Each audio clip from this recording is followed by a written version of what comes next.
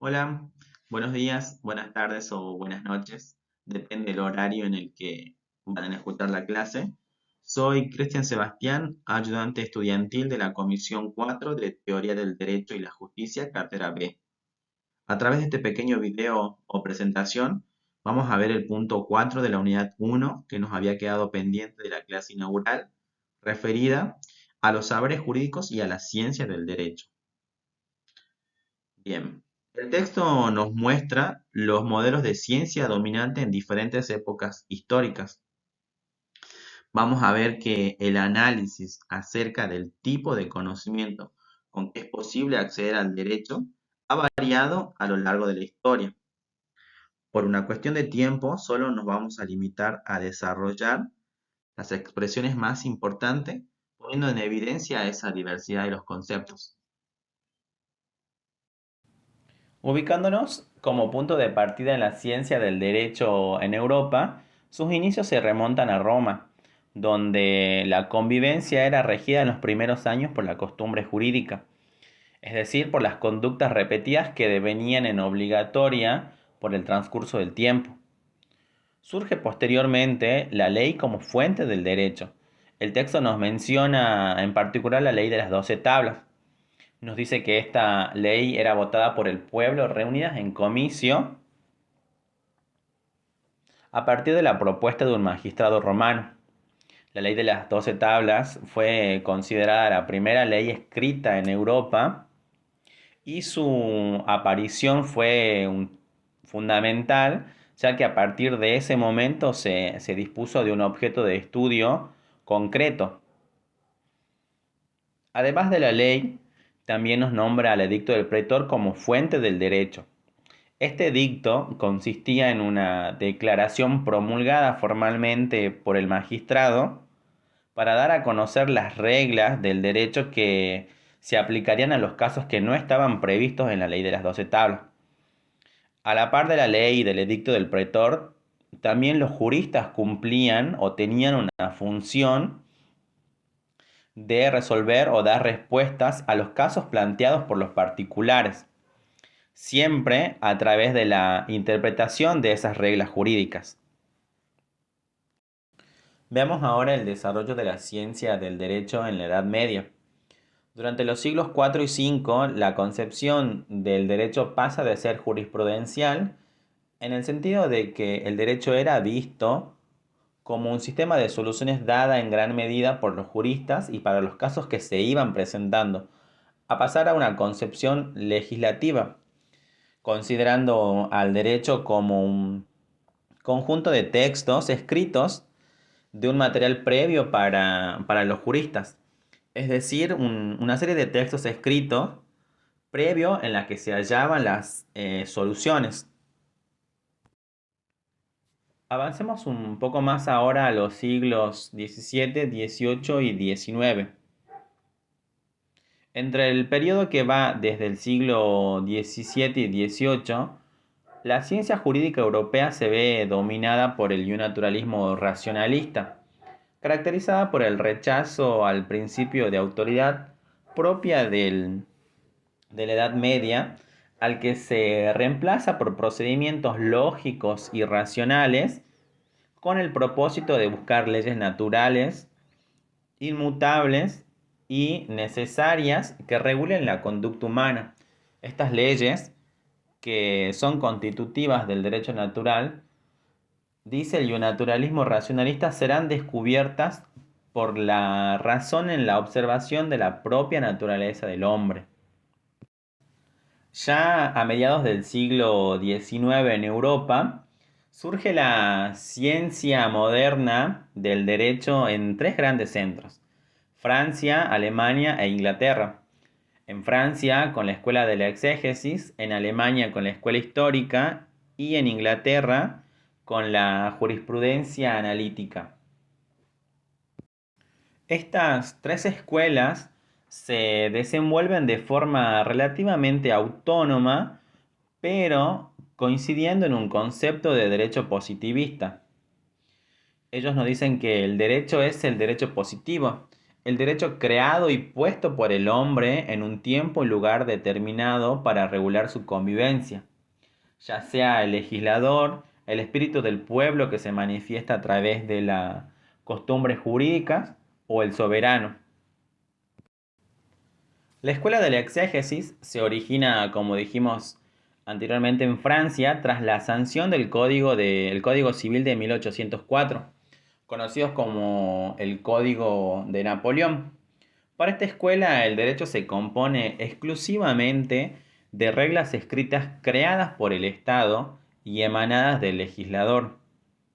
Los juristas de esta escuela, tras la sanción del Código Civil, se enfocan únicamente en las normas promulgadas, adaptando una perspectiva formalista que equipara al derecho y la legalidad. Ellos consideran que estas normas son lo único que constituye derecho positivo.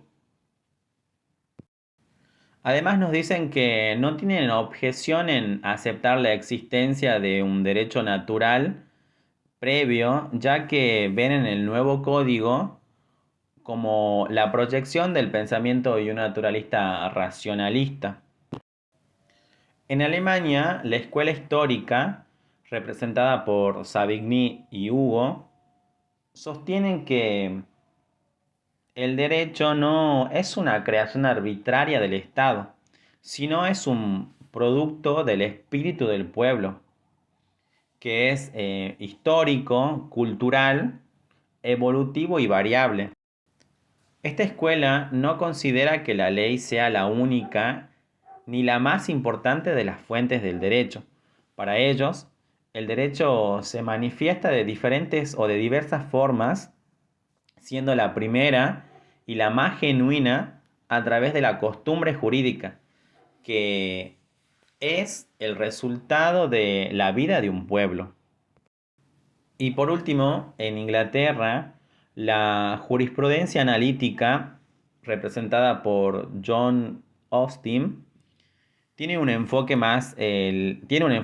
legalista y formalista del derecho, que identifica al derecho real con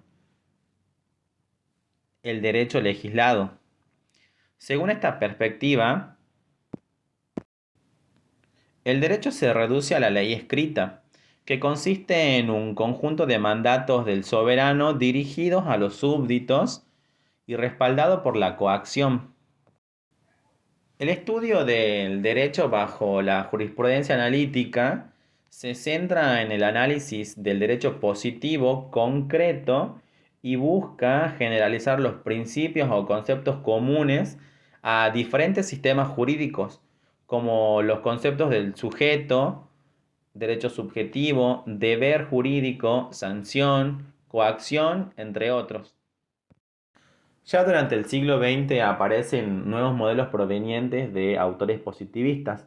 Por ejemplo, Hans Kelsen, quien en su libro La teoría pura del derecho propone una exigencia metodológica de pureza que consistía en extraer de la ciencia jurídica todo aquel material que considere espurio.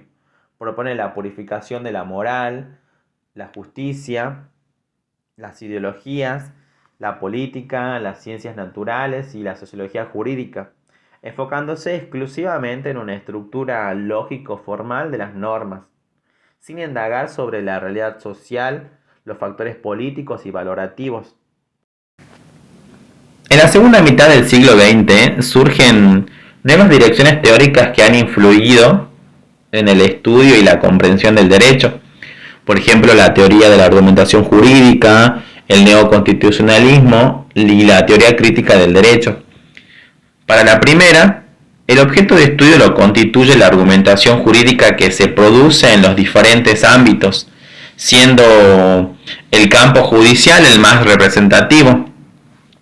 En él se va a analizar el razonamiento jurídico desarrollado por los jueces y los mecanismos que conducen a las decisiones que adoptan a la hora de aplicar el derecho y dar soluciones a los casos concretos. Otra expresión que ocupa a la teoría jurídica después de la posguerra es el neoconstitucionalismo, que propone un nuevo modelo de supremacía constitucional en el que se destaca el pase del Estado legalista al Estado constitucional. Ellos proponen que las reglas legales deban ser sometidas a los principios y valores consagrados en la Constitución. Ya en las últimas décadas del siglo pasado surge una nueva dirección, la teoría crítica del derecho. Esta perspectiva cuestiona la neutralidad judicial decisoria y pone de manifiesto los elementos políticos e ideológicos en la práctica jurídica. Ellos observan al derecho como un instrumento que busca cambios y liberación desde una perspectiva progresista. Hoy en día, el estudio del derecho ya no se limita a una concepción meramente normativa, sino que es posible su abordaje desde diferentes enfoques o perspectivas. Además, nos resalta que no es suficiente analizar únicamente los aspectos formales y estructurales del derecho, sino que es importante considerar cómo se aplica en la comunidad y cuál es la función social de sus normas e instituciones. Todos estos enfoques o perspectivas tienen como centro el derecho como objeto de estudio, pero que van a variar según los métodos o la perspectiva por el cual se aborden. Áreas como la dogmática jurídica, la teoría general del derecho, el derecho comparado, la sociología jurídica, la lógica jurídica, entre otras, abordan al derecho desde enfoques diversos y enriquecedores. Como modo de ejemplo, solamente vamos a resaltar 3, pero recuerden que tienen que leer todo. La teoría general del derecho nos muestra dos pensamientos. Por un lado, Merkel, para quien la teoría general del derecho contiene los principios comunes a los diferentes o a las diferentes ramas de un ordenamiento jurídico específico o determinado, cada una de las cuales nos dice constituye un sector del derecho. El objetivo de Merkel es elaborar una teoría general común a todas ellas. Por otro lado, tenemos la visión de John Austin y la jurisprudencia analítica, para quienes sostienen que la teoría general del derecho elabora principios, conceptos y distinciones comunes a los diferentes sistemas jurídicos, en donde esos principios comunes son extraídos de la confrontación o comparación entre los distintos sistemas jurídicos. En consecuencia, nos dice que la teoría general del derecho aborda elementos universales del derecho, constituyendo así una teoría formal a partir de la experiencia jurídica. La teoría del derecho además se enfoca en conceptos fundamentales como la norma, el deber, el derecho subjetivo, la sanción, la relación jurídica, entre otros. Continuamos ahora con la sociología jurídica o sociología del derecho. El objeto de estudio de la sociología del derecho nos dice que la constituyen las relaciones existentes entre el derecho y la sociedad. La sociología jurídica busca comprender cómo las normas influyen en el comportamiento de las personas y en el proceso de su formación. Nos dice que se examinan tanto el cumplimiento de las normas como las causas de origen o que originan y transforman el derecho. Además, la sociología jurídica investiga la función social de las normas e instituciones jurídicas y los efectos que produce el derecho en la sociedad. Estas investigaciones son súper valiosas tanto para el legislador como para los juristas. Para el legislador, porque les permite comprender el comportamiento de las personas en un momento histórico y así diseñar leyes más efectivas. Y para los juristas, porque pueden proponer modificaciones a las normas existentes, al conocer ya la recepción por parte de los individuos y de los grupos sociales. Y por último tenemos a la filosofía del derecho, que tiene por objeto la indagación o la investigación sobre los interrogantes filosóficos que han variado a lo largo de la historia y según sea la perspectiva escogida por los diferentes autores. El texto simplemente nos muestra las principales preocupaciones que la filosofía del derecho se propone comprender. Por comenzar, el problema del ser o el concepto del derecho. Nos dice que la primera preocupación es la de generar un concepto del derecho de carácter totalizador y que permita incluir a todos los resultados proporcionados por las diferentes ciencias jurídicas particulares. Las respuestas van desde una consideración metafísica, es decir, ¿qué busca el ser del derecho más allá de la experiencia?, hasta una concepción basada en una ontología, entendida como toda investigación relativa a los modos más generales de entender el mundo. El segundo problema es el problema del conocimiento científico. Trata de los tipos de conocimientos científicos que se pueden desarrollar sobre el derecho, así como los métodos aplicables para el logro de ese conocimiento. Abarcan desde un análisis crítico de las posibilidades del conocimiento jurídico e inclusive acerca de si es viable o no considerarlo como un conocimiento científico. Y por último, plantea el problema de los valores del derecho. Nos dice que la axiología es la disciplina que estudia la teoría de los valores y que su tema principal es la indagación sobre cómo debe ser el derecho, su justificación, sus fines, los diferentes sistemas de valores. En definitiva, nos dice que los problemas éticos que el derecho plantea y la inserción de la dimensión moral en un orden jurídico determinado. Así damos por concluido el punto 4 de la unidad 1 sobre los saberes jurídicos, y recuerden que cualquier duda que tengan pueden consultar por el campus virtual o por el Instagram de la comisión. Muchas gracias.